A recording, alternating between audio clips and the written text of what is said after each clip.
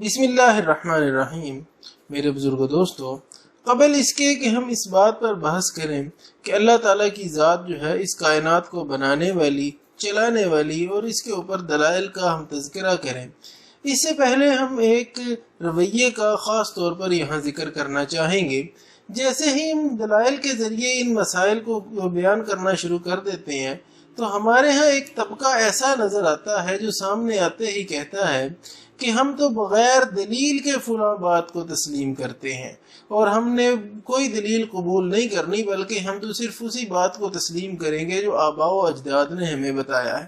وہ لوگ دلیل کو تسلیم نہیں کرتے، اصل میں وہ لوگ ریسرچ کرنا نہیں چاہتے، یا وہ کرنا نہیں چاہتے یا وہ اس قابل نہیں ہوتے کہ وہ ریسرچ کریں۔ حقیقت بات تو ہر فرد کے اوپر مختلف ہوگی، اللہ بہتر جانتا ہے۔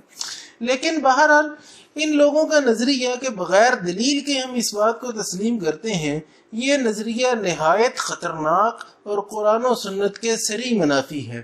یہ تو بالکل ویسے ہی بات ہو گئی کہ کوئی آدمی یوں کہہ دے کہ میں لکی ڈرا کے اندر پیدا ہوا ہوں اور خدا تعالیٰ نے مجھے بہترین مذہب کے، بہترین مسلک کے، بہترین مشرب کے، بہترین پیر کے پاس رکھا ہے۔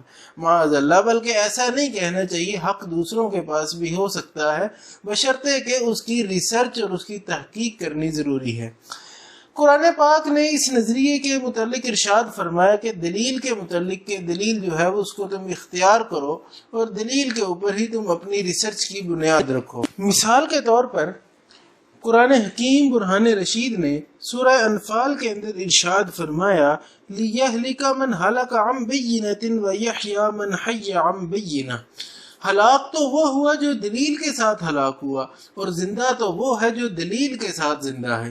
اس لیے دلیل سے کنارہ کشی اختیار نہیں کرنی چاہیے، بلکہ دلیل تو قرآن کے مطابق زندگی اور موت کا مسئلہ ہے، اس کی طرف خاص طور پر ہمیں توجہ کرنی چاہیے۔ اس کے علاوہ اللہ تعالیٰ نے سورہ اعراف کے اندر یہ بات کو بیان کر دیا کہ رسولوں کی جو ڈیوٹی ہوتی ہے وہ کیا ہوتی ہے۔ فرمایا وَلَقَدْ جَاءَتْهُمْ رُسُلُهُمْ بِالْبَيِّنَاتِ۔ اللہ کے رسول تو بڑی بڑی دلیلوں کے ساتھ اور روشن واضح نشانیوں کے ساتھ آیا کرتے ہیں، تو جو کام رسول کرے تو وہ کام غلط نہیں ہو سکتا، بلکہ ہمیں دلائل کی بنیاد پر اپنے نظریے کو استوار کرنا چاہیے۔ پھر اس کے علاوہ قرآن حکیم برہان رشید نے نبی علیہ الصلوۃ والسلام کے بارے میں ارشاد فرمایا آفمن کان علی بینۃ من ربہ، کہ نبی علیہ الصلوۃ والسلام تو اپنے رب کی طرف سے دلیل پر موجود ہیں، وہ بے دلیل کے بات نہیں کرتے بلکہ ثبوت اور دلیل کے ساتھ وہ گفتگو کرتے ہیں، اللہ کے ساتھ، اللہ کی تائید کے ساتھ وہ دلیل کے ساتھ موجود ہیں۔ ہم دیکھتے ہیں کہ وہ لوگ جو دلیل کو تسلیم نہیں کرتے وہ کون لوگ تھے؟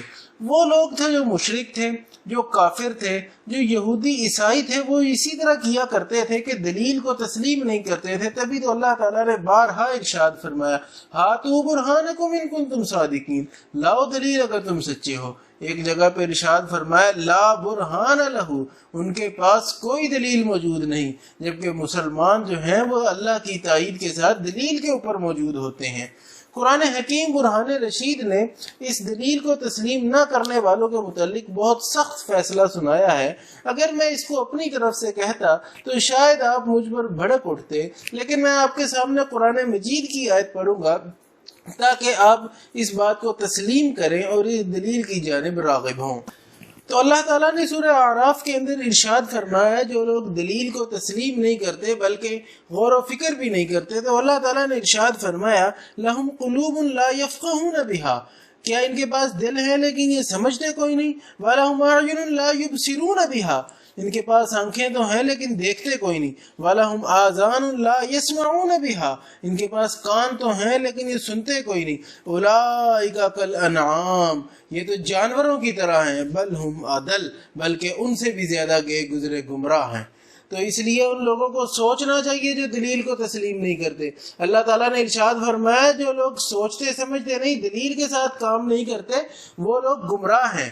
اور اس لیے اللہ تعالیٰ نے یہودیوں عیسائیوں سے بار بار مطالبہ کیا کہ تم دلیل لے آؤ اگر تم سچے ہو۔ اللہ تعالیٰ سچائی کا معیار دلیل کو بناتا ہے، رسول بھی دلیل کے ساتھ آتے ہیں، اور نبی علیہ الصلوۃ والسلام کے متعلق فرمایا وہ بھی اللہ کی جانب سے دلیل پر موجود ہیں۔ تو جو لوگ اس طرف توجہ نہیں کرتے ان لوگوں کو خاص خیال رکھنا چاہیے کہیں وہ قرآن پاک کی ان وعیدوں کے زمرے میں تو نہیں آ رہے۔ اللہ تعالیٰ سے دعا گو ہوں کہ اللہ تعالیٰ ہم سب کو سمجھنے کی توفیق عطا فرمائے۔ وما علینا الا البلاغ المبین۔